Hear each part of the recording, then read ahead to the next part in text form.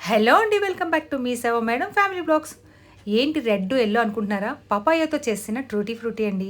ఇంట్లోనే ఈజీగా చేసుకోవచ్చనమాట. అది ఎలాగో ఇప్పుడు చూసేయండి. నాకు ఎక్కువగా పచ్చి పప్పాయి గాని కనిపించిందనుకోండి, పప్పు, బొప్పాయి అలాగే టమాటా వేసి చక్కగా భలే ఉంటుందన్నమాట అండి. కానీ మా ఇంట్లో నేను బొప్పాయితో వండానని చెప్పనమాట. చెప్తే తినరమాట పిల్లలు. దాన్ని ఆనపకాయ అని చెప్పి నమ్మించేస్తారనమాట అండి. ఇదైతే మా తోటలోదమాట అండి. భలే పండింది. పండలేదండి, పచ్చిది కోసుకురమ్మన్నాను. ఎందుకంటే ట్రూటీ ఫ్రూటీ చేద్దామని నాకు ఐడియా ఉంది. అందుకే తెమ్మన్నాననమాట. అయితే కానీ దాని స్కిన్ను కన్నా అండి దాని లోపల ఆ పండు ఎంత దళసరిగా ఉందంటే అంత పెద్ద చాకుతో కూడా కొయ్యలేకపోయామట అండి. అంత దళసరిగా అనిపించిందన్నమాట. అంటే మంచిది మనకి అంటే ఫుల్లీ ఆర్గానిక్ మాట. మా షాప్ వెనకాల చెట్టు మొలిచిందన్నమాట అండి. దానికి కాసిందన్నమాట అండి. పళ్ళైతే అందరూ పట్టుకెళ్ళిపోతున్నారటండి. అందు గురించని ఈ కాయని తీసుకురమ్మన్నాననమాట. ఇలా చేద్దామని చెప్పి హాఫ్ ఏమో నేను పప్పులో వేసానండి. పప్పు, టమాటా ఇది వేసుకుంటే చాలా బావుంటుందండి. కళ్ళకి కూడా చాలా మంచిది. పపాయాలోని చాలా రకాల ఔషధ గుణాలు ఉన్నాయని అంటారన్నమాట అండి. అందుకే పచ్చి పపాయ అయినా సరే, పండైనా సరే చాలా మంచిదిమాట. ఎవరికైనా సరే పచ్చిదిగానే దొరికితే గనుక ఫస్ట్ పప్పులో వేసుకొని చూడండి. అలాగే దీంతోని మనకి హల్వా కూడా చేస్తామటండి. కానీ ఇంకా నేనైతే గనుక ఫస్ట్ ట్రూటీ ఫ్రూటీ చేయాలని ఒక మైండ్‌లో బ్లైండ్‌గా ఫిక్స్ అయిపోయానమాట.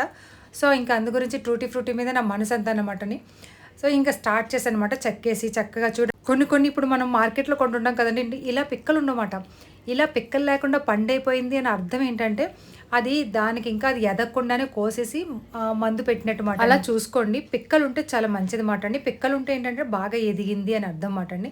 సో, అది ఎంత గట్టిగా ఉందంటే ఎంత ఫ్రెష్‌గా ఉందన్నమాట అండి. సో, ఇప్పుడు దీన్ని పెద్ద టాస్క్ ఏంటంటే చిన్న చిన్న ముక్కలుగా కొయ్యాలన్నమాట. ఎందుకంటే ట్రూటీ ఫ్రూటీ సైజ్ ఏంటో మీకు తెలుసు కదండీ! అయితే దీనిలో కలర్ ఏస్తానని చెప్తే మా అబ్బాయి అన్నాడు, "వద్దమ్మా కలర్ వద్దు. ఆర్గానిక్‌గా చెయ్యు. ఆ కలరు రెడ్ ఒకటి అలాగే యెల్లో రావాలంటే ఏం చేయాలో ఆలోచించమ్మా" అని అన్నాడు. సరేలే క్యారెట్, బీట్రూట్ మన ఇంట్లో ఎప్పుడూ ఉంటది కదా! అని వాటిని నేను అంటే జస్ట్ ట్రై చేద్దాం ఎలా ఉంటదని చెప్పి కోసేసిన తర్వాత ఆ 2 తురుముకున్నానండి క్యారెట్‌నిది. వేడి నీళ్ళు మరగబెట్టి ఫస్ట్ ఏం చేశానంటే ఆ క్యారెట్‌లోని, బీట్రూట్‌లో వేసానమాట అండి. వేయగానే ఏంటంటే కలర్ అన్నది వస్తది. అది ఉడికి వస్తది కదండీ! మళ్ళీ తర్వాత దాన్ని వడకట్టేసి ఆ పిప్పంతా తీసేసి ఆ నీరు ఉంచుకున్నాననమాట అండి. ఆ నీరుతోనేంటంటే పంచదార పాకం పట్టానమాట అండి.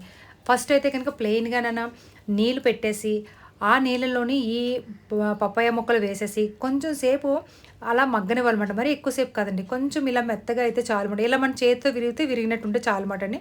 అలా మెత్తగా అయిన తర్వాత తీసేసి దాన్ని వడకట్టుకోవాలమాట అండి. వడకట్టుకున్న తర్వాత అప్పుడు మళ్ళీ మనం పాకంకు పెట్టుకోవాలి. ఈ పాకం ఏంటంటే ఫస్టు ప్లెయిన్‌గా పెట్టుకొని, ఆ తర్వాత ఈ కలర్స్ 2 కూడా యాడ్ చేసుకోవాలమాట అండి. చూడండి ఇలా ఉడికేంత వరకు ఉంచుకోవాలి. ఈ కలర్స్ అయితే మనకి రెడీ అయిపోయామాటని. నార్మల్‌గా కలర్ ఏస్తే ఈజీగా అయిపోతుందండి. ఇలాగా ఉడికిన తర్వాత దాన్ని ఏంటంటే వడకట్టేసి పక్కన తీసి బెల్లం గాని, పంచదార గాని పాకం పెట్టేసి ఆ కలర్స్ వేరువేరుగా తీసుకొని కలర్స్ ఏసేస్తే అయిపోయినట్లే. కానీ మనం చేసిందైతే గనుక ఇలా కనుక కొంచెం ప్రాసెస్ ఎక్కువ మాటండి. పంచదారని కొంచెం వాటర్ అది వేయకుండాను పాకంకి తీస్తున్నాను. చూసారు కదా! వడకట్టేసాను. అది నీళ్ళొచ్చాయమాటండి. ఆ నీళ్ళు మనం దేనికైనా వాడుకోవచ్చు. తాగితే మంచిదే గానీ తాగలేదులెండి. అయితే చూడండి ఎలా పొగలొచ్చేస్తున్నాయో. భలే ఉన్నాయండి ముక్కలు మాత్రం చూస్తే. అదొక ఏదంటే స్మూత్‌గా తెల్లగానన సూపర్‌గున్నాయన్నమాట. సో, ఇదిగోండి ఆ పంచదారలోని కొంచెం పంచదార పక్కకు తీసేసి, అందులో ఈ నీళ్ళు వేశానన్నమాట. ఇదిగోండి తీసింది. ఇదెందుకు? క్యారెట్ కలపడానికన్నమాట. ఆ తర్వాత అయితే కొంచెం ఇది ప్రాసెస్ పెద్దదయిపోయిందండి బాగాన. తప్పదు మరి.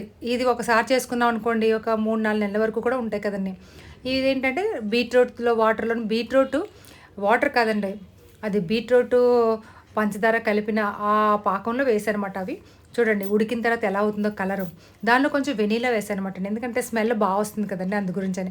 ఎందుకంటే కొంతమందికి పపాయ పచ్చి పపాయ కదా! ఆ స్మెల్ కొంతమందికి పడదు. ఎక్కడో చోట అరోమా చిన్నది ఉంటది కదా! సో, దాని గురించి వెనిలా వేస్తే కొంచెం బావుంటుందన్నమాట అండి. ఆ తర్వాత యెల్లోది స్టార్ట్ చేశాను. యెల్లోది కూడా అయిపోతుందన్నమాట అండి. ఇవే 2 కొంచెం టైం పట్టాయమాట. స ఆదివారం సాయంత్రం పట్టుకుంటే రాత్రి 8 అయిందండి. తప్పదు పిల్లల కోసం ఆ మాత్రం కష్టపడాలి. సో, అవన్నీ తీసిన తర్వాత అప్పుడేం చేయాలంటే ఒక నైట్ అంతా కూడా దాని మీద మూత పెట్టి అలా ఉంచేయాలండి సెపరేట్‌గానే.